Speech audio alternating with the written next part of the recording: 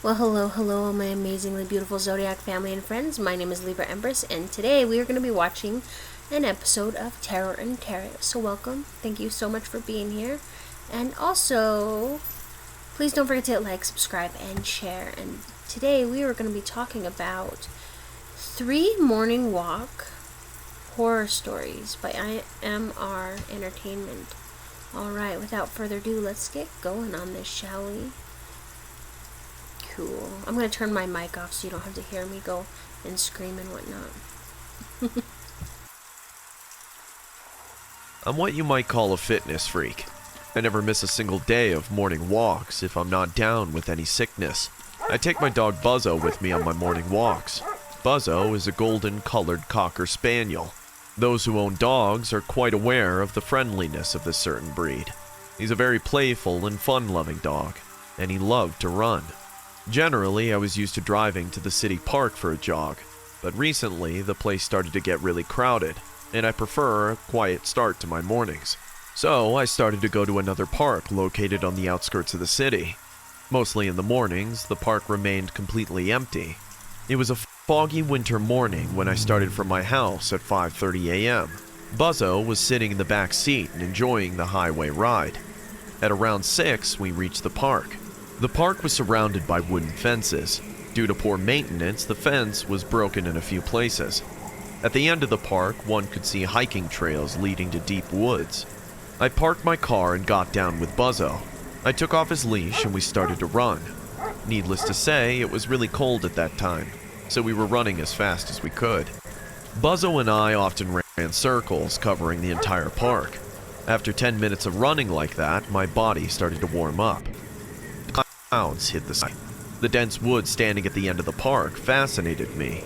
The ambiance was in complete silence. I could only hear the wind. Surprisingly, not a single bird was chirping that day. It made me feel as if we were the only living thing out there. Buzzo was running in front of me when he suddenly picked up a broken twig and came rushing towards me. He liked to play catch, so I took the twig from his mouth and threw it. "There you go, boy." He ran and picked it up again. We were having a fun time on our own. It was probably the 3rd time I threw the twig, but surprisingly, Buzzo didn't pay attention to that. Instead, he started to bark looking at the end of the park. "What? What is it, boy?" He was barking looking at those dense woods. At first, I thought he might have seen some wild animal. I tried to look, but the fog was obstructing my view. I cheered him up to go and get the twig back, but he was reluctant to move from his position. He kept barking as if something out there had threatened his existence.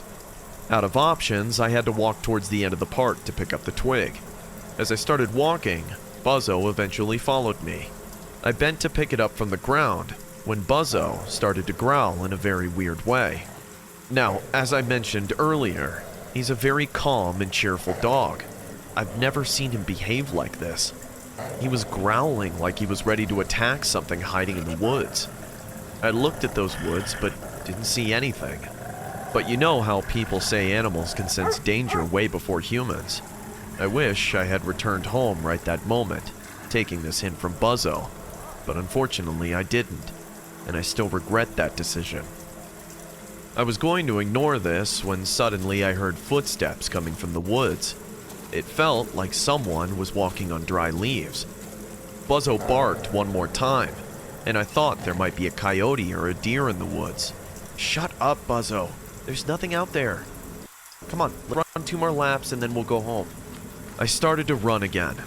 The more I ran, I heard Buzzo barking constantly. I thought he would catch up eventually, so I didn't look back. Buzzo's bark started to fade away, and after some point, he stopped. "Last lap, boy," I said, and increased my speed, thinking Buzzo will chase me.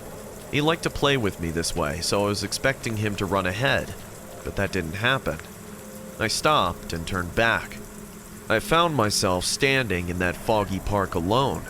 Buzzo was nowhere to be found. "Buzzo! Buzzo, where are you, boy?" I kept calling him, but I didn't hear a single bark.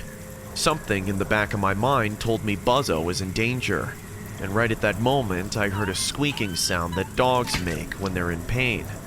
"Buzzo! I rushed to the place where I last saw him. The twig that we were playing catch with was lying on the ground in the same untouched manner. I started calling him helplessly while searching the park in a panic-stricken way. "Buzzo! Come here, boy! It's time to go home! Buzzo! Buzzo!" Suddenly, I heard a dog bark coming from the woods. "Buzzo! Thank God!" I immediately jumped the fence and started running into the woods. "Buzzo! Come on!" Again, the bark took place and I got sure Buzzo is hiding somewhere. Maybe he chased a squirrel into these woods. "Buzzo! Buzzo!" But I froze on the ground. My heart stopped in fear. What I saw next, I will never be able to forget. My beloved Buzzo was lying under a big oak tree. He was dead. Blood was all around him. His golden fur was now vicious red. He was lying dead, drenched in his blood. In his face. Oh my God. I can never wash off the sight from my mind. Someone stomped his small head with a rock. I was standing there like a statue, figuring out how to react when I heard a dog bark right behind me. It was the same bark I heard a few seconds ago, thinking it was Buzzo. But Buzzo's dead. Then who's barking behind me? I slowly turned around. The blood in my veins was turning to ice. I was sweating in fear, just about to cry. As I looked behind me, I saw a scary-looking man standing near a tree and smiling at me. There was something in his grin that made me feel disgusted and terrified at the same time. I felt like someone pushed me into a garbage pit, and all I could see and smell is the rotten dirt around me. The man then stopped grinning and barked like a dog. His bark was so authentic that you could never identify it was coming from a human being. Just then, my eyes went to his hand, and I saw a bloody rock. I had no doubt that he crushed Buzzo's head with that. He then crouched on the ground, sitting like a four-legged animal, and then barked for one last time, and started to run towards me like a dog at full speed. I screamed and ran for my life. I fell on the ground while jumping the fence and hurt my ankle, but somehow I picked myself up and sprinted towards my car. I don't know how I drove home that day. I went to the cops the next day and told them everything. After hearing what happened to me and my poor dog, the cop said, "You're not the first person to report about such an incident in that park. We've gotten many complaints from people who went to walk their pet or go for a jog like you, and found them dead in those woods under mysterious circumstances. They all told us a vicious-looking madman killed their pets and chased them like a maniac. Even though we searched the park, we didn't find any suspect. Also, the woods are so deep, it was almost impossible to search the entire area with a well-equipped task force." I knew the cops aren't going to invest much effort into this matter, but every night I wake up in my sleep, seeing the most horrifying dream, where my poor Buzzo is lying dead on the ground, covered in blood, and that maniac sitting next to his corpse, eating his raw flesh like a demon from hell.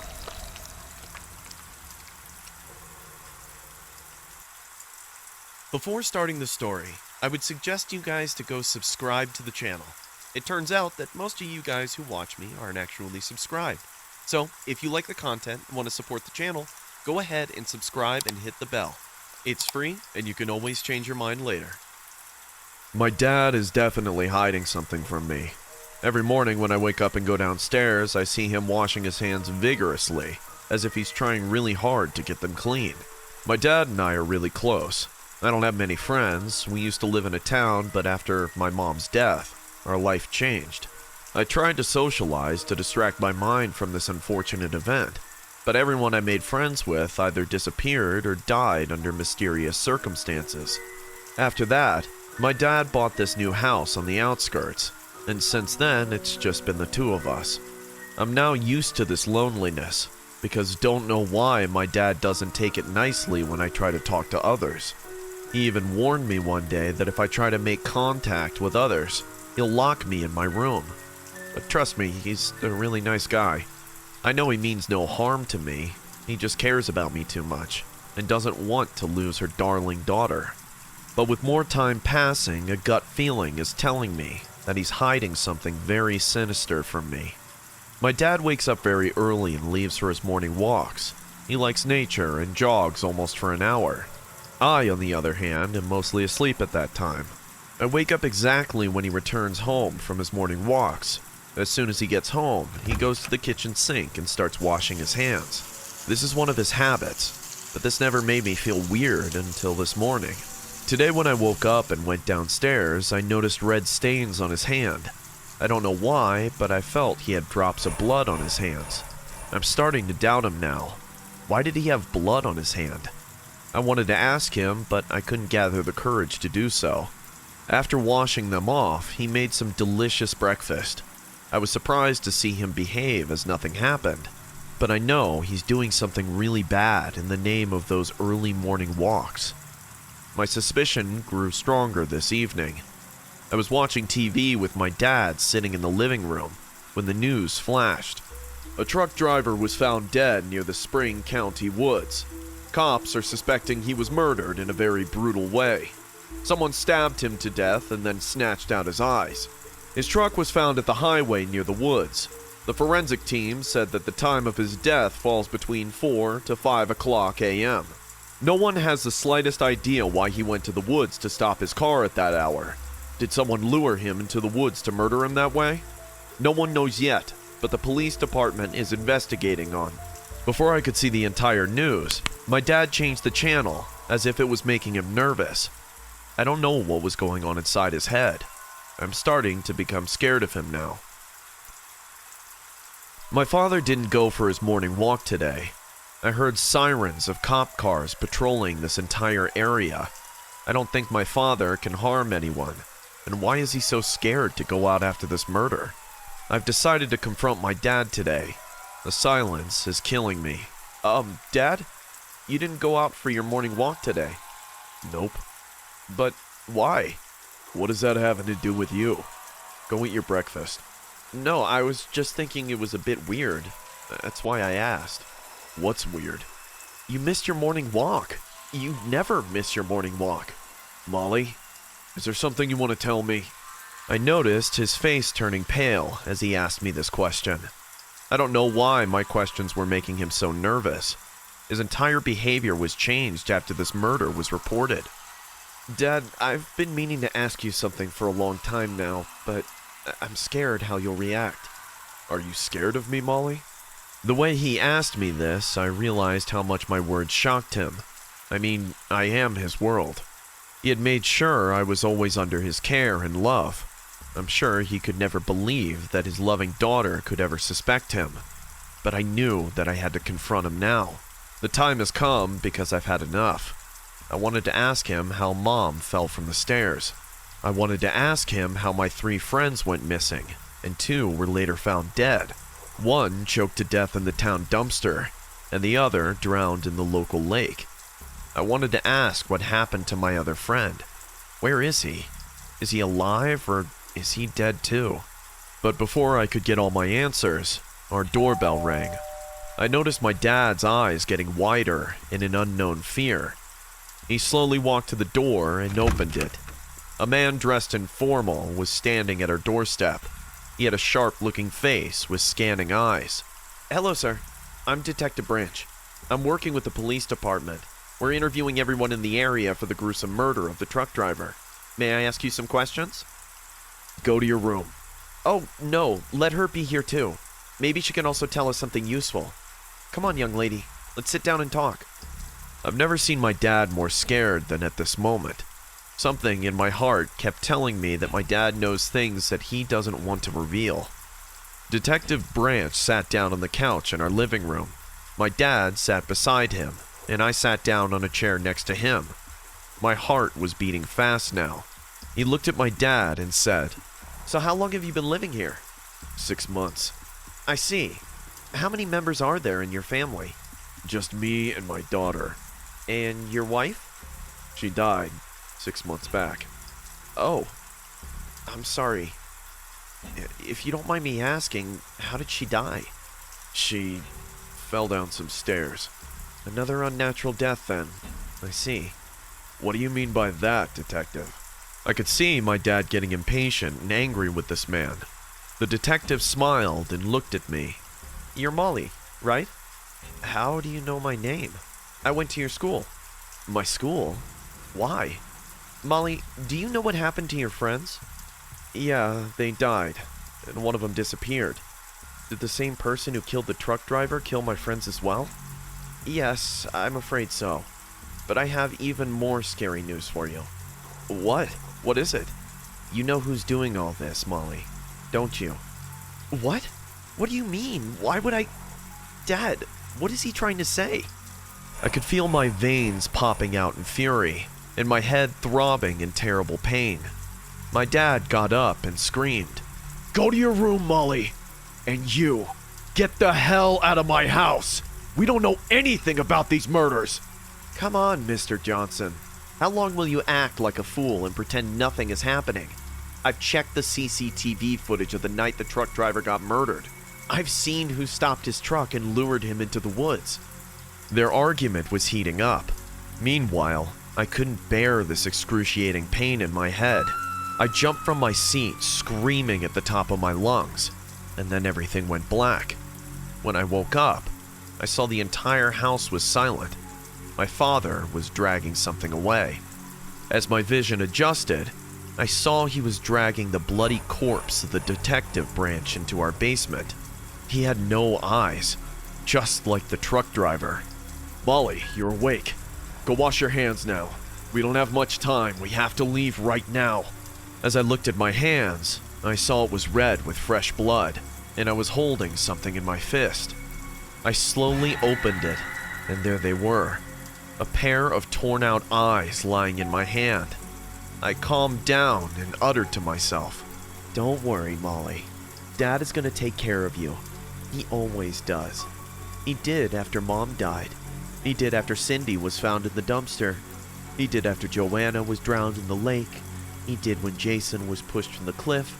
And he did after the truck driver was stabbed. He will do it this time as well."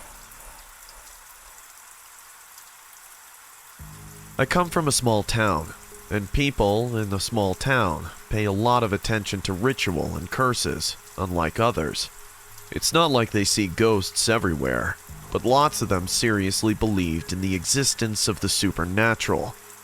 I was in high school when this incident happened. It's been a long time since I moved out, but whenever I meet my high school friends, the memory of this incident revisits us again and again. There lived an old couple in our town. I don't recall their first names, but everyone called them Mr. and Mrs. Clayton. They didn't have any children. Everyone in town loved them for their kind and sweet nature. They were always seen together no matter where they went. I mean, they were the kind of love story where two lovers promise to grow old together. I still remember my first high school girlfriend asking me whether I love her like Mr. Clayton loves Mrs. Clayton.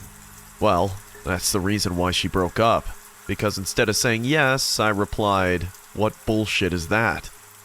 I know. It was pretty insensitive of me, but I was young back then, and I also didn't feel that kind of connection with her. I still haven't felt like that for anyone. Maybe this is why I'm still single. Anyways, let's get back to the story. So, the Claytons were having their happily ever after time until one day Mrs. Clayton died in her sleep. The town people shook in sadness, but the one who got crushed under grief was Mr. Clayton. I still remember the day we attended Mrs. Clayton's funeral. It was an open casket. Mr. Clayton didn't talk to anyone, or even notice people around him. He just sat near her coffin and kept staring at her lifeless body. Then, Mrs. Clayton was taken and buried in our local graveyard. The priest uttered his prayer, and everyone started to throw soil over her coffin. Out of nowhere, Mr. Clayton jumped into her grave and started sobbing like a child. This scene broke everyone's heart in our town, and people somehow managed to take Mr. Clayton away. After his wife's sudden demise, Mr. Clayton changed into a completely different person. He didn't talk to anyone, barely came out of the house. Every town person regularly went to his house to check on him, but with more passing time, people went on with their own lives. Until one day a weird incident happened. I was playing football in the high school team, so I had to maintain an athletic routine. My coach instructed me to go for early morning walks to increase my stamina. I started waking up early right after dawn and went for a long run. Following the dusty countryside, I ran to the high road and then came back home, taking a shortcut right beside the local cemetery. It was a Monday morning and the sun hadn't risen yet, hence there was darkness around. But it wasn't pitch black, and the pale moonlight was still showing the way. I was coming back from the highway. My heartbeat was fast and I was losing breath, so I was jogging more casually. As I took the shortcut right across the cemetery, I heard a crying voice. I thought that maybe someone was in trouble and might need my help, so I stopped and started to look around.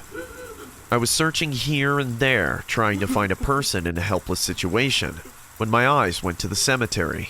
The entire graveyard was visible from the road. In that half-light, half-dark situation, I saw a figure sitting near a tombstone and weeping in a squeaky voice. As I looked closer, I saw it was a woman dressed in a white gown sitting under a tombstone facing her back to me. It took me a moment to realize she was sitting at the grave of Mrs. Clayton. And not just that, she was wearing the same exact gown that Mrs. Clayton's body was dressed in. What the hell? The woman immediately turned around, and her face wasn't like any human being.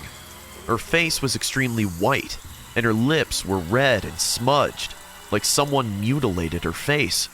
I've never seen anything scarier than that. She then got up and started to laugh in the most freaking way possible. Believe me when I say this, I thought my heart was going to explode in fear. My morning walk turned into a run for my life.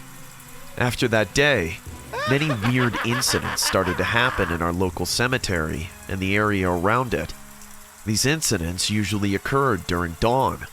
A rumor started to spread that Mrs. Clayton's spirit is now haunting our town.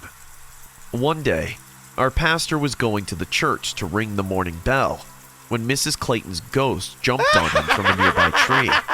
He screamed with the sudden turn of event and fainted on the ground. The townspeople told Mr. Clayton to arrange a small prayer session asking for peace for her soul. Some even told him to go to an exorcist, but he stopped interacting with anyone on this matter. I heard my neighbors telling my parents that Mr. Clayton doesn't want to do anything about it because he's happy to know Mrs. Clayton has come back from the dead. People stopped going to the cemetery after dark. A week passed by and the entire town was terrorized with these supernatural occurrences. But at that time, everyone was too scared to go and look for themselves, even our pastor. The mayor called for a community meeting and announced that they're going to take this matter to the Covenant next town and perform an exorcism. The day the exorcism was about to take place, something unexpected happened. Our coach was a strong and highly practical man. He called for an early morning practice that day. As we all gathered in the school playground, he said, "Boys, we'll go for a run to warm up. Everyone finish your lunges. We'll start in 5 minutes." It was around 4 a.m. and we were a group of 4 people, including our coach. The finals were hanging around the corner, and the coach called for a special practice session with some selected players. So we started the morning run to warm ourselves up.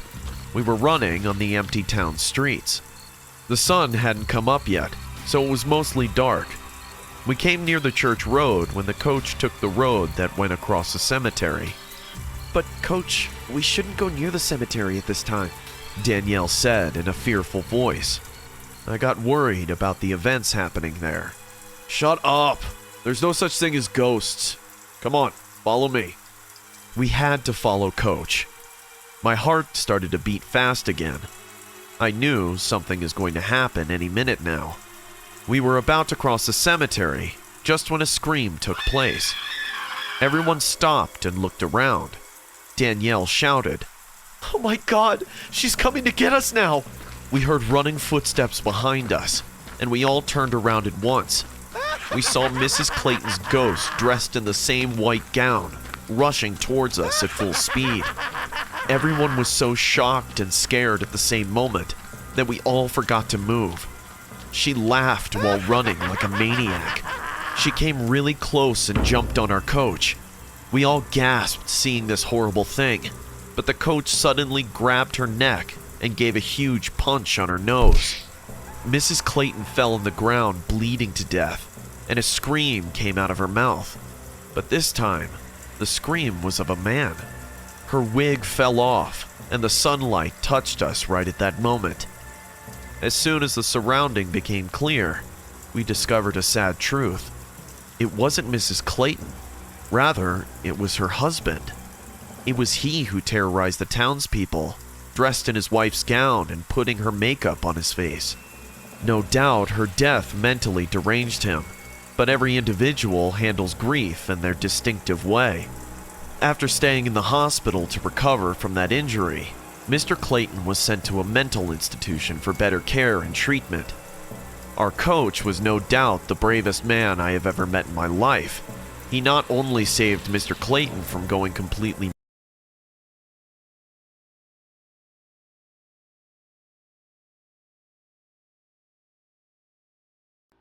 Alright, that was 3 Morning Walk Horror Stories animated by IMR Entertainment.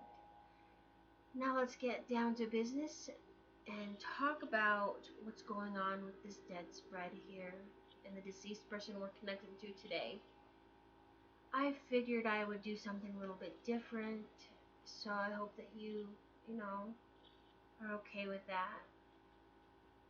The person we are connected to today was a bit irresponsible and felt like a fool a lot of the time. Pretty gullible, very immature, loved seeking thrills, was definitely irresponsible, and was afraid of change and taking the next step in life. They had family problems and an unhealthy behavior. A lot of issues with money.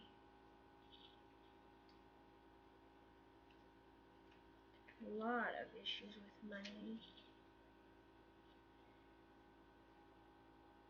Definitely unexpected change regarding investments, health, and family. Their situation at times was in a flux or very unstable. They had a misdirect energy. They were very weak, ambition wise, a little bit confused on where they wanted to go in life. A lot of their bottled up energy, and they were dealing with a lot of frustration accompanying it. They interrupted themselves and delayed a lot of actions. I see this person was afraid of change.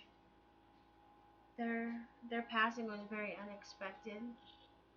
They are still upset by a conflict, unable to decide in regards to where they're at right now.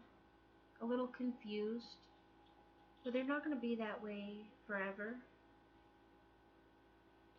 All right.